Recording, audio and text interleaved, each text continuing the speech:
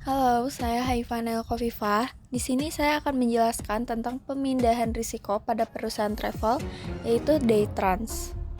Pertama-tama, saya akan menjelaskan dulu apa itu day trans.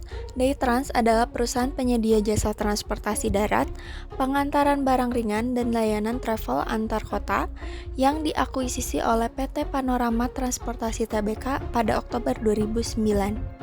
Perusahaan ini berada di bawah naungan Whitehorse Group atau PT WH Transportasi Indonesia Tbk dan telah berkembang pesat dari awalnya hanya 10 unit armada menjadi lebih dari 80 armada yang melayani sekitar 280 jadwal keberangkatan per hari dengan kapasitas lebih dari 2.200 penumpang setiap hari.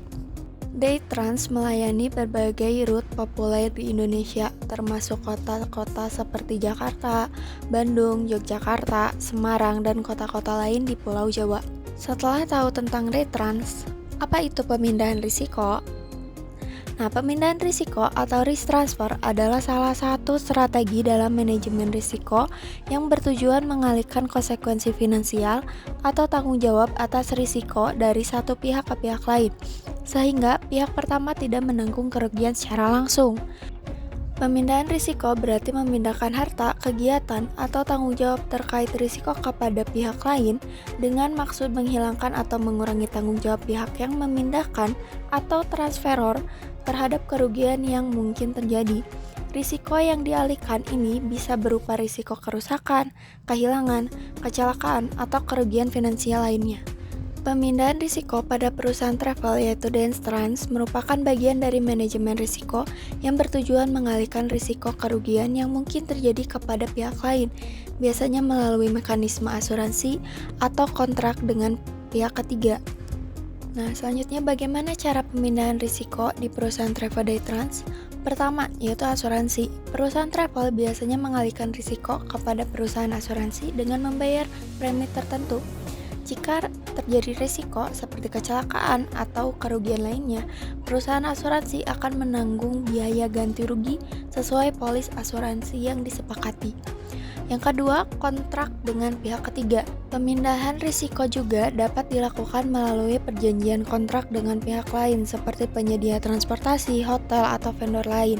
Dalam kontrak tersebut, tanggung jawab atau resiko tertentu dialihkan kepada pihak kontraktor sehingga perusahaan travel tidak menanggung risiko tersebut secara langsung. Selanjutnya ada pentingnya pemindahan risiko terhadap perusahaan travel day trans. Pertama, meminimalkan potensi kerugian finansial yang besar akibat risiko yang tidak terduga. Yang kedua, menjaga kelangsungan usaha dengan mengelola risiko secara profesional. Yang ketiga, memberikan perlindungan kepada pelanggan dan perusahaan dari dampak risiko yang merugikan. Selanjutnya adalah contoh risiko yang dapat dipindahkan.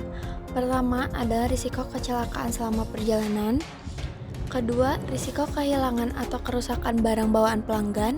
Ketiga, risiko pembatalan perjalanan akibat force majeure. Dan keempat, risiko tanggung jawab hukum terhadap pihak ketiga. Kesimpulannya ialah pemindahan risiko di perusahaan travel day trans dilakukan dengan mengalihkan risiko kepada perusahaan asuransi dan pihak ketiga melalui kontrak, sehingga risiko kerugian dapat diminimalisir dan perusahaan tetap dapat beroperasi dengan aman dan terkelola. Oke, sekian penjelasan saya tentang pemindahan risiko di perusahaan travel day trans. Jangan lupa like, comment, and subscribe. Bye-bye!